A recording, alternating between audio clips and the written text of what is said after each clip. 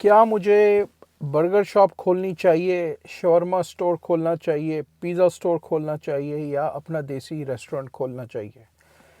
ये जो टॉपिक है, काफ़ी सारी डिस्कशन मैंने सोशल मीडिया पे देखी, डिफरेंट फॉर्म्स पे। काफ़ी सारे लोग टोरंटो और सराउंडिंग्स में या कनाडा में अपना बिज़नेस खोलना चाह रहे हैं और वो ये सवाल पूछ रहे हैं कि कौन सा ऐसा बिज़नेस है फूड रिलेटेड जिसको खोला जाए। अगर प्रोफेशनल वो शेफ़ नहीं है, राइट, उनको खाना बनाना नहीं आता और वो बिज़नेस करना चाह रहे हैं, बिज़नेस को सोच रहे हैं, स्पेशली फूड बिज़नेस, तो कौन सा ऐसा बिज़नेस है जिसको वो करके डिसेंट पैसे जनरेट कर सकते हैं, या वो जो बिज़नेस करना चाह रहे हैं उसका क्या फ्यूचर है, रफली वो क्या पैसे जनरेट कर सकते हैं। आज इस वीडियो में मैं आपको कुछ डिटेल शेयर करूँगा। अस्सलाम वालेकुम, आपका दोस्त यासिर खान। मैं उम्मीद करता हूँ कि आप सब खैरियत से होंगे। जैसा कि आप जानते हैं, मैं टोरंटो और सराउंडिंग्स में रियल स्टेट में हूँ with 15+ years experience in Toronto and surroundings real estate market. आपके जहन में कोई भी सवाल है रियल स्टेट रिलेटेड, आप मुझे मैसेज कर सकते हैं, आप मुझे कॉल कर सकते हैं। चलें जी, टॉपिक की तरफ चलते हैं कि मैं कौन सा ऐसा फूड का बिज़नेस शुरू करूं टोरंटो सराउंडिंग्स में या कनाडा में। उससे पहले अगर आपने मेरे चैनल को लाइक या सब्सक्राइब नहीं किया, इसको काइंडली लाइक करें, सब्सक्राइब करें, शेयर करें। बहुत एफर्ट्स लगते हैं वीडियो बनाने में, फिर उसको एडिट करने में, तो आपका जो प्यार है, आपकी जो सपोर्ट है, उससे मुझे मोटिवेशन मिलेगी। Thank you very much. कौन सा मैं बिज़नेस शुरू करूं, ये सवाल जो है ये इतना छोटा नहीं है। इसके लिए काफ़ी इन्वेस्टमेंट की ज़रूरत है। May be 100,000 Canadian dollars, may be 200,000 Canadian dollars, may be 150,000 Canadian dollars. All depends कि आप किस किस्म का बिज़नेस शुरू करना चाहते हैं। आप पिज़्ज़ा स्टोर खोलना चाहते हैं, आप शवरमा प्लेस खोलना चाहते हैं, आप देसी रेस्टोरेंट खोलना चाहते हैं, आप बर्गर शॉप खोलना चाहते हैं, या कोई भी आप ऐसा फूड रिलेटेड बिज़नेस खोलना चाहते हैं, आपको सबसे पहले उसके लिए एक कमर्शियल जो है जगह चाहिए। डिपेंड करता है कि आप खाली टेक आउट कर रहे हैं या डाइनिंग भी आपने रखना है। तो चलें पहले टेक आउट की बात करते हैं। टेक आउट पे आपकी जो लोकेशन होगी वो मोर और less 1000 square feet, 1000 plus minus हो सकती है, क्योंकि आपको ज़्यादा जगह फ्रंट पे नहीं चाहिए। आपने वो सारा का सारा टेक आउट करना है। अगर आप डाइनिंग करना चाहते हैं कि जहां लोग आएँ और बैठ के खाना खाएं, डिपेंड करता है आप कितने सीटिंग की डाइनिंग करना चाह रहे हैं, 15 की, 20 की, 30 की, 40 की। अगर आप टेक आउट कर रहे हैं तो आपको पब्लिक वॉशरूम की ज़रूरत नहीं है। अगर आप डाइन इन कर रहे हैं तो आपको पब्लिक वॉशरूम की ज़रूरत है, और उसमें आजकल कुछ म्यूनसिपैलिटीज़ जो हैं, स्पेशली वो डिसेबिलिटी जो कि हैंडीकैप्स के जो वॉशरूम हैं, वो भी मस्ट है, राइट। तो कुछ म्यूनसिपैलिटीज़ में आपको वो कह रहे हैं कि आप 2 वॉशरूम्स बनाएं, एक लेडीज़ का हो और एक जेंट्स का हो, या फिर आप एक लेडीज़ का बनाएं और एक डिसेबिलिटी का, यानी कि जो हैंडीकैप्स के लिए है वो बनाएं, और वॉशरूम की कॉस्ट काफ़ी एक्सपेंसिव है। तो सबसे पहले आपने अपना ये डिसाइड करना है कि आपने टेक आउट करना है या आपने डाइन इन करना है। इस वक्त यहाँ जो ज़्यादातर लोग हैं वो टेक आउट पे चल रहे हैं, क्योंकि उबर ईट्स हो गया, डोरडैश हो गया, जितनी भी डिलीवरी सर्विसेज हैं आफ्टर कोविड, तो ये लोगों के लिए काफ़ी कन्वीनियंट हो गया कि खाना अपने घर में आपने ऑर्डर किया और वो आपके घर में डिलीवर हो गया विद इन 15-20 मिनट्स। तो ज़्यादातर लोग आजकल इस फार्मूले की उस पर चल रहे हैं, तो ज़्यादातर लोग टेक आउट रेस्टोरेंट खोल रहे हैं, लेकिन डाइन इन रेस्टोरेंट की भी स्टिल डिमांड इज़ देयर। अपने लोग जो हैं वो डाइनिंग को भी इंजॉय करते हैं, वीकडेज़ में भी, वीकेंड्स पे भी, ऑल डिपेंड्स। तो चलें जी, अब चलते हैं कि कौन सा रेस्टोरेंट आपको खोलना चाहिए, इसकी कॉस्ट वगैरह क्या इन्वॉल्व है रफली। पिज़्ज़ा का काम भी बहुत अच्छा है, और आपका बर्गर का काम भी बहुत अच्छा है। हैम बर्गर्स वगैरह जो हैं, डिपेंड करता है कि आप किस किस्म का बर्गर बेच रहे हैं, राइट। ग्रिल बेच रहे हैं, फ्राइड बेच रहे हैं, तो डिपेंड्स।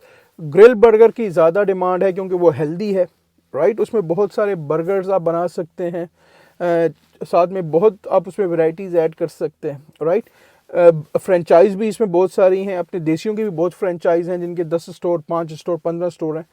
फ्रेंचाइज ऑलरेडी उनका मॉडल सेट है, एक सिस्टम सेट है, आपने सिर्फ एक सिस्टम को फॉलो करना है। डजेंट मैटर आप शेफ़ हैं या नहीं हैं, फ्रेंचाइज लेने का आपको जो बेनिफिट होगा कि वो आपको एक सिस्टम देंगे, आपने सिंपली उस सिंपल सिस्टम को फॉलो करना है, उसमें कोई हार्ड एंड फास्ट रूल नहीं है और आप आराम से उस चीज़ को ईजिली लर्न कर सकते हैं। आप अपनी कोई रेसिपी आपको लगता है कि भाई मैं बर्गर्स जो है वो बहुत अच्छे बनाता हूँ, ये मेरी अपनी पर्सनल रेसिपी है, आप उसको भी ट्राई कर सकते हैं, राइट। लेकिन again it all depends on location. Real estate जितनी भी है, डजेंट मैटर वो रेजिडेंशियल है या कमर्शियल है। अच्छा, एक चीज़ मैं आपको यहाँ पे वीडियो को आगे जाने से पहले एक चीज़ मैं आपको थोड़ा सा सजेस्ट ज़रूर करूँगा कि एडवाइस जो मशवरा है वो हमेशा प्रोफेशनल से लें। अनफॉर्चुनेटली यहाँ पे अपने लोग जो हैं, अपने देसी लोग जो हैं, वो हर आदमी रियल एस्टेट एक्सपर्ट बना हुआ है, अनफॉर्चुनेटली, ठीक है। अगर फॉर एग्जांपल मुझे डॉक्टर के पास जाना है तो मैं डॉक्टर के पास जाऊंगा, मैं खुद यूट्यूब पे जाके गूगल नहीं करूंगा कि यार मुझे पेट में दर्द हो रहा है तो मैं उसके लिए कौन सी मेडिकेशन लूँ। तो I have to go see professional. इसी तरह मुझे अगर लॉयर की ज़रूरत है तो मुझे लॉयर के पास जाना है। तो रियल्टर एक प्रोफेशनल है यहाँ पे, तो ऑलवेज आप रियल्टर से डिस्कस करें। एक रियल्टर, दो रियल्टर, तीन रियल्टर, 4, 5, 6, 10 रियल्टरों को आप इंटरव्यू करें, ठीक है। उनको आप बताएं कि आप क्या करना चाहते हैं, आपके पास एक्सपीरियंस है या नहीं है। अगर आप एक्सपीरियंस के साथ आना चाह रहे हैं तो आपके लिए क्या बेस्ट हो सकता है, कौन सा रेस्टोरेंट खोलें आप, शवरमा खोलें, पिज़्ज़ा खोलें, बर्गर खोलें या देसी रेस्टोरेंट खोलें, क्या खोलें आप, ठीक है। या आप ब्रांड न्यू आना चाह रहे हैं, ठीक है, ब्रांड न्यू आना चाह रहे हैं, क्या कॉस्ट है। ये सारी चीज़ें आप जो भी एक एक्सपीरियंस रियल्टर होगा वो आपको प्रॉपर एजुकेट करेगा, प्रॉपर गाइड करेगा।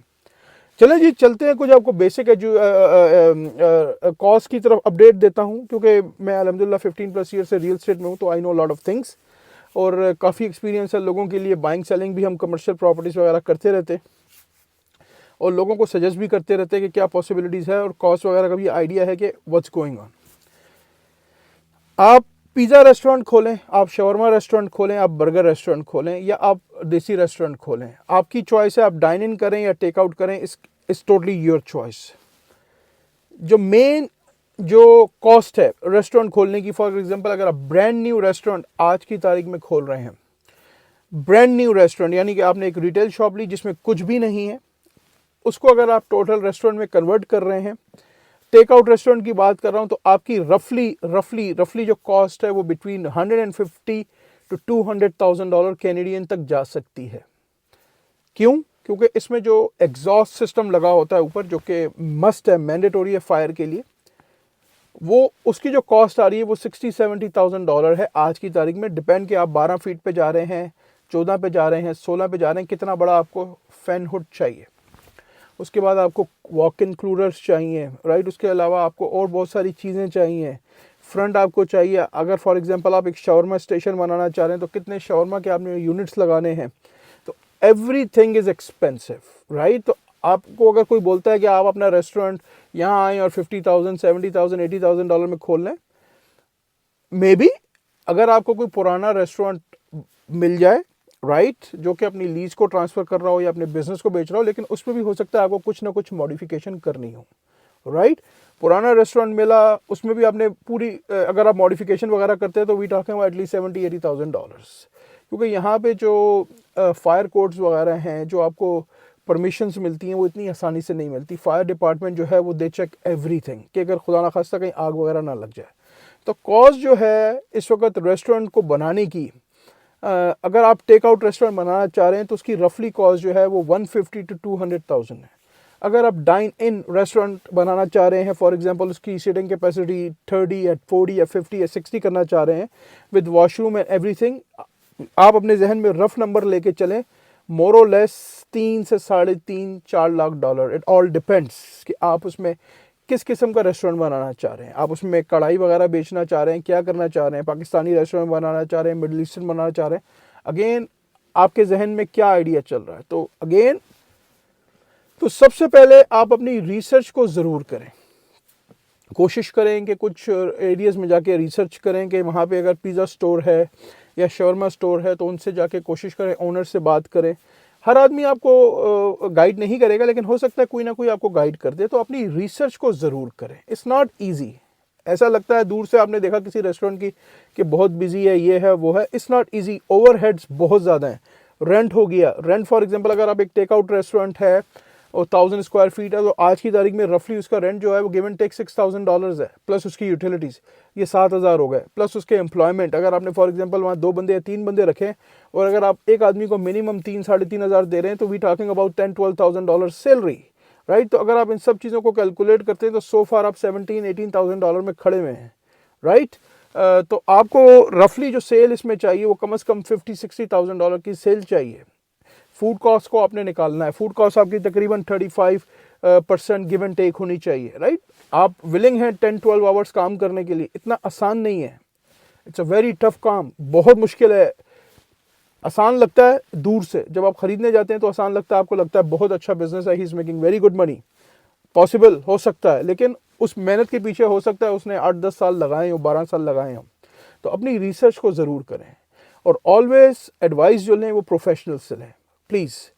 मैं उम्मीद करता हूं कि ये वीडियो आपको काफ़ी पसंद आई होगी। अगर अभी तक आपने मेरे चैनल को लाइक या सब्सक्राइब नहीं किया, इसको लाइक करें, सब्सक्राइब करें, शेयर करें, इससे मुझे मोटिवेशन मिलेगी। इंशाल्लाह बहुत जल्द ऐसे ही किसी और वीडियो में आपसे मुलाकात रहेगी। हंसते रहें, मुस्कुराते रहें, खुशियाँ बांटते रहें। अल्लाह हाफिज़, all the best and take care.